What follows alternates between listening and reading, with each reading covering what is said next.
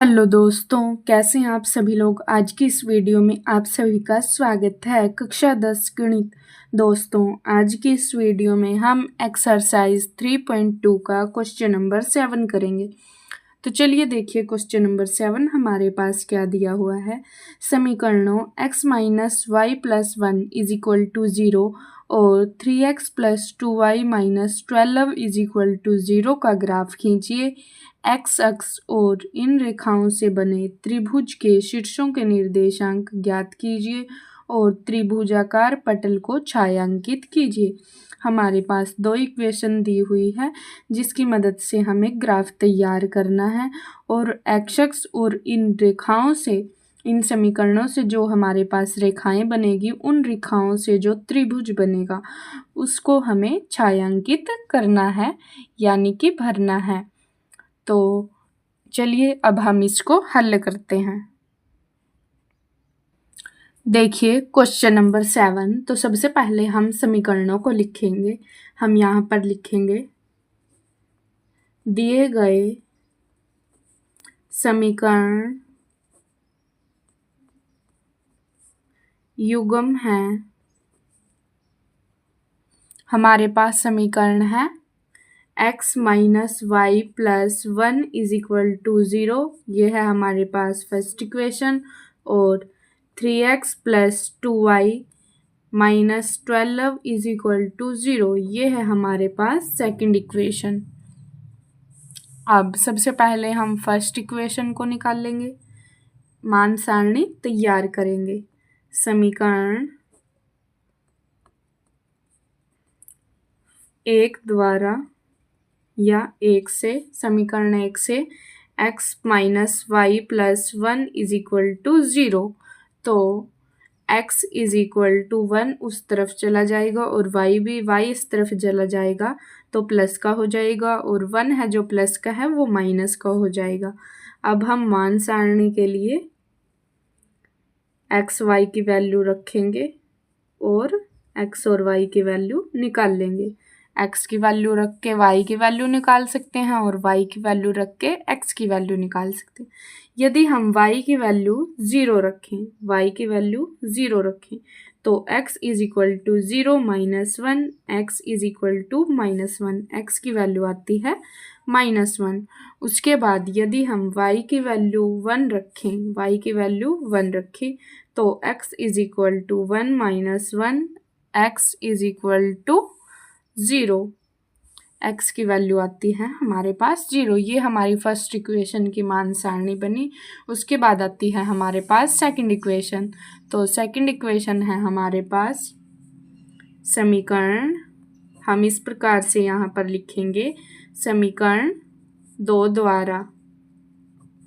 तो समीकरण सेकंड है हमारे पास 3x plus 2y minus 12 is equal to 0, तो 3x प्लस 2y, ये 12 है जो उस तरफ जाएगा प्लस का हो जाएगा, और यहाँ से 3x is equal to 12 minus 2y, और x is equal to 12 minus 2y divided by 3। अब देखिए यहाँ पर हमें बनानी है मान सारणी। मान सारणी बनाएंगे अब हम यहाँ पर x और y की वैल्यू यदि हमने ली 0, y इज इक्वल टू 0, तो x की वैल्यू आएगी हमारे पास 12 माइनस 2 मल्टीप्लाई 0 डिवाइड बाय 3। अब देखिए यहाँ से x is equal to 12 minus 2 की मल्टीप्लाई 0 से करेंगे तो 0 डिवाइड बाय 3, 12 डिवाइडेड बाय 3 को इससे डिवाइड करेंगे तो हमारे पास आएगा 4, 3 4 जा 12, तो x की वैल्यू आ जाएगी हमारे पास 4। और अब हम यदि y की वैल्यू 1 लेंगे तो 2 की मल्टीप्लाई 1 से करेंगे तो 2 12 में से माइनस करेंगे तो 10 3 से ठीक से डिवाइड नहीं होगा, तो हम यहाँ पर y की वैल्यू ले लेंगे 3। अब 3 की 2 से मल्टीप्लाई करेंगे 6 में से 12 माइनस करेंगे 6 3 से अच्छे से डिवाइड होगा। हमें ऐसी वैल्यू लेनी है जो सही हो। y इज इक्वल टू 3, तो x की वैल्यू आएगी हमारे पास 12 माइनस 2 गुना 3 डिवाइड बाई 3। अब यहाँ से 12 माइनस 2 तिया 6 डिवाइड बाई 3, यहाँ पर 6, क्योंकि 12 में से 6 माइनस करेंगे 6 और 3 दूनी 6, तो x की वैल्यू आ गई हमारे पास 2। ये हमारी सेकंड मान सारणी है। अब हमें इन दोनों को ग्राफ में दर्शाएंगे। देखिए, हमने ग्राफ पेज पर हमारी ये मान सारणी लिख ली है ताकि बनाने में आसानी हो, और यहाँ पर हम बनाएंगे रेखाएं, ग्राफ में दर्शाएंगे। तो सबसे पहले हमारे पास फर्स्ट समीकरण से ये मान सारणी बनी थी। इसमें है हमारे पास x है -1 और y है 0। -1 है x अक्ष पर, तो x अक्ष भी माइनस का होना चाहिए। तो देखिए, ये होता है हमारे पास 0, ये होता है प्लस का x अक्ष, और ये ऊपर वाला होता है y अक्ष।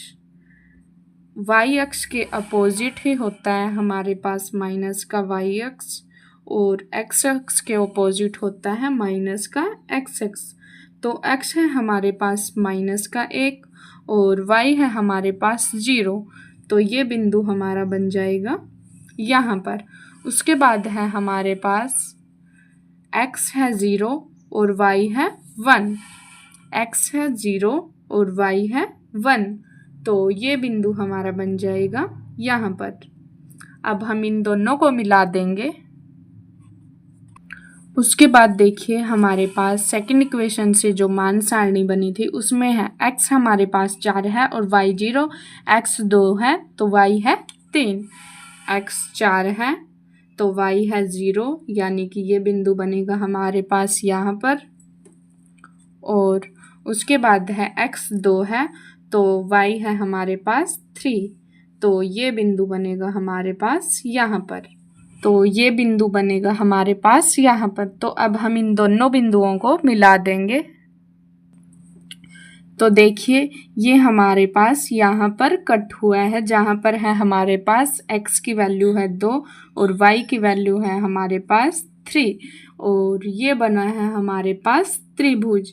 अब हमें इस त्रिभुज को छायांकित करना है, तो हम इस त्रिभुज को छायांकित कर देंगे इस प्रकार से।